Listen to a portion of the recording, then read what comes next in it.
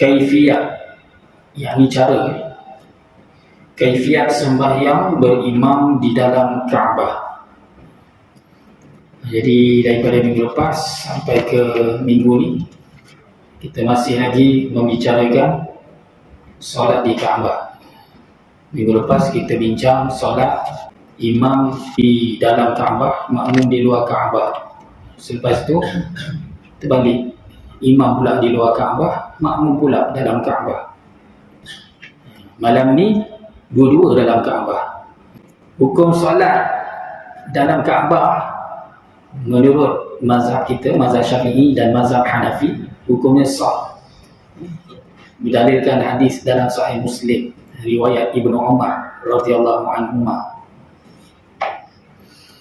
Ibnu Umar ni masa Fathu Makkah, pembukaan Mekah tahun 8 Hijrah, bila Nabi masuk ke dalam Kaabah dengan beberapa orang sahabat, bila Nabi keluar, Ibnu Umar ni dia meloncat masuk ke dalam. Bila masuk ke dalam, terus ditanya di mana tempat Nabi solat. Maka dia pun terus solat di situ. Sampai ke hari ini pun dalam Kaabah tu dia ada satu tanda seperti mihrab warna putih. Kawasan lainnya berwarna hijau, tapi ada satu tempat tu dia labelkan dengan warna putih, buat mihrab. Di situlah tempat solatnya Nabi. Pembesar-pembesar Arab Saudi, raja dia kalau masuk dalam Kaabah, dia akan solat di tempat solatnya Nabi. Kita pun kalau ada peluang dapat masuk dalam Kaabah, berangan ini kan. Okey, dalam mazhab Maliki dan mazhab Hambali, hukum solat dalam Kaabah sah solat sunat saja. Adapun solat fardu tidak sah solat di dalam Kaabah menurut mazhab Maliki dan Hambali. Dalam Kaabah tu ada mana? Nak ada ke mana? Ni baru nak baca ni.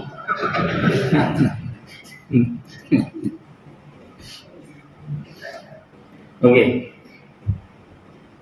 Kata Tuan Kitab rahimahullah, jika imam dan makmum sembahyang di dalam Kaabah, maka bagi keduanya, imam dan makmum, ada 6 kaifiyat, yakni 6 cara.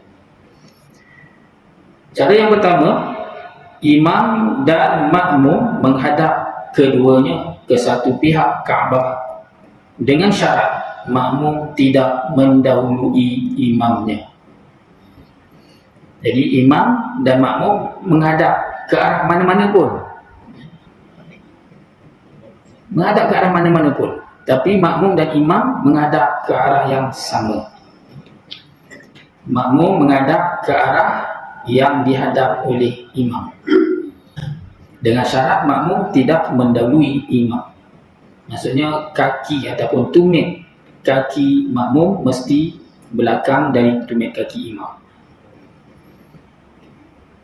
Cara yang kedua, imam berhadap muka dengan makmum dan masing-masing menghalakan ke pihaknya. Maksudnya macam mana ni? Ya, imam memandang muka makmum, makmum memandang muka imam. Bukan pandang muka lah, pandang tempat sujud. Bertentang, bersemuka lah. Bersemuka. Makmum menghadap ke arah imam dan imam menghadap ke arah makmum. Macam ni lah. Muka. Cuba try macam ni. Dua orang menghadap sini, macam ni. Ni ngadap ni, kau ni ngadap ni, macam tu. Ngadap. Jangan main mata sudah. Dan jika ada 3 orang makmum, hendaklah masing-masing menghadapkan ke pihaknya selain daripada pihak imam. Kalau 2-3 orang pun sama. Maksudnya apa? 2-3 orang ni menghadap ke imam tu. Menghadap ke imam tu. Okey. Cara yang ketiga, makmum memberi belakangnya dengan belakang imamnya. Macam mana makmum nak bagi belakang makmum? Makmum memberi belakangnya, belakang makmum dengan belakang imamnya. Maksudnya macam mana? Membelakangkan antara satu sama lain. Tadi bersemuka kan, berhadap. Sekarang ni berbelakang. Dengan syarat makmum mengetahui intiqalat, gerak-geri perpindahan imamnya, kerana masing-masing menghadap pihak yang berlainan. Jadi makmum nak ikut imam, tapi membelakangkan antara satu sama lain. Boleh, dengan syarat makmum tahulah pergerakan imam. Nak tahu macam mana? Pandai-pandai ya? Okay, imam dia baca kuat lah, baca kuat. Jadi makmum tahu Allahu Akbar, makmum tahu Sami Allahu liman hamidah. Jadi boleh tak makmum tahu? Boleh. Cara yang keempat, imam memberi mukanya ke belakang makmum. Tadi makmum beri belakangnya ke imam, sekarang imam beri mukanya ke makmum. Beri mukanya ke belakang makmum. Maksudnya macam mana? Muka imam di belakang badan makmum. Muka imam di belakang badan makmum. Tidak, makmum depan, imam belakang. Okay. Maka cara ini tidak sah ikutannya. Ini tak boleh. Kerana terdahulu berdirinya makmum atas imamnya. Apa maksud terdahulu berdirinya?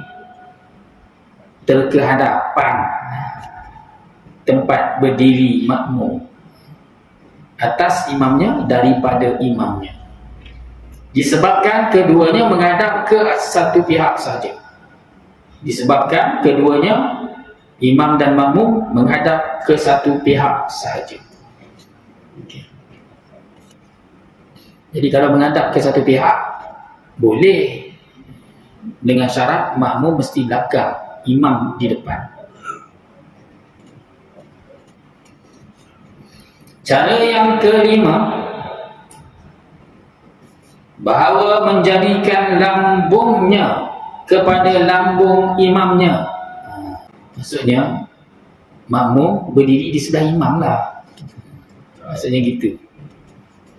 Makmum berdiri di sebelah imam. Dan cara ini hendaklah dilihat. Jika sembahyang ia menghadapkan ke pihak imam, maka makruh hukumnya, kerana sama pendirian keduanya. Tempat berdiri sama. Maksudnya apa? Tumit kaki dah sama ni. Tak ada siapa yang depan, tak ada siapa yang belakang. Sama. Dah berdiri di sebelah, sama lah. Okey. Jadi solat sah tetapi makruh. Dan jika ia menghadapkan ke pihak lain, bukan ke pihak imamnya. Sekarang ni dia berdiri sebelah juga, cumanya arah tu berbeza. Tapi berdiri di sebelah, mungkin dia sengit sikit lah, sengit macam tu. Dia berdiri sebelah tapi dia macam ni lah, macam tu. Ni imam menghadap situ, makmum menghadap dah sini, tapi dia berdiri sebelah.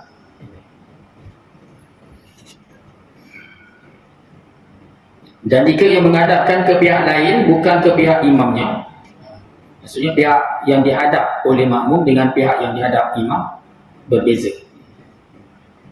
Diihtimalkan, diandaikan, maksudnya boleh kita kata pendapat yang pertama. Diihtimalkan, diandaikan, makruh juga, kerana tidak ketahui siapakah yang menjadi imam di antara keduanya. Dan berdiri sama kan, mana satu imam, mana satu makmum ni. Lepas tu imam mestilah ke depan sikit, dia ni sama, tak tahu mana satu imam. Dan diihtimalkan, diandaikan, maksudnya pendapat yang kedua, tidak jadi makruh. Tidak makruh hukumnya. Kerana apa tidak makruh? Kerana mendahului di sini, maksudnya makmum tu ke depan. Tidaklah makruh hukumnya dan tidak membawa kepada membatalkan sembahyang. Disebab arah lain-lain ni. Kalau arah yang sama, makmum ke depan dari imam, memanglah haram dan batal solat. Tapi ini arah lain-lain. Jadi walaupun makmum itu ke depan sedikit, tapi arah lain-lain. Maka dalam pendapat yang kedua ni tidak makruh. Okey. Cara yang keenam, makmum sembahyang tidur menelentang menghadap sudut, yakni bumbung Kaabah. Dia kata makmum sembahyang tidur. Boleh sembahyang tidur? Maksudnya baring mana boleh tidur, batal lah wudu. Tidur tidur sembahyang apa? Boleh sembahyang sambil tidur? Sembahyang sambil baring, bukan sembahyang sambil tidur. Jadi kita ni makmum sembahyang tidur menelentang. Tak apalah, dia nak apa? Dia nak suruh kita mikir. Kitab ni nak suruh kita mikir. Boleh ke sembahyang tidur? Ni boleh. Okey, maksudnya sembahyang baring ni menelentang. Jadi tidur tu tukar, bukan tidur, baring. Makmum sembahyang baring menelentang menghadap sudut bumbung Kaabah tanpa meletakkan bantal di bawah kepala, dengan sebab lemahnya dalam kurungan uzurnya dan memang sakit. Tu yang solat baring tu bukan sengaja, bukan saja, tapi dah kerana uzur, maka dia pun terpaksalah baring. Manakala imamnya menghadapkan mukanya ke dinding Kaabah, imam sihat walafiat, solat berdiri pandang ke dinding Kaabah, makmum tak sihat, solat baring menghadap ke bumbung Kaabah, maka cara ini tidaklah tertegah daripada sah. Maksudnya sah ikutannya, kerana bumbung Kaabah itu sebahagian daripadanya. Bumbung Kaabah ke dinding Kaabah pun sama, sebahagian daripada Kaabah.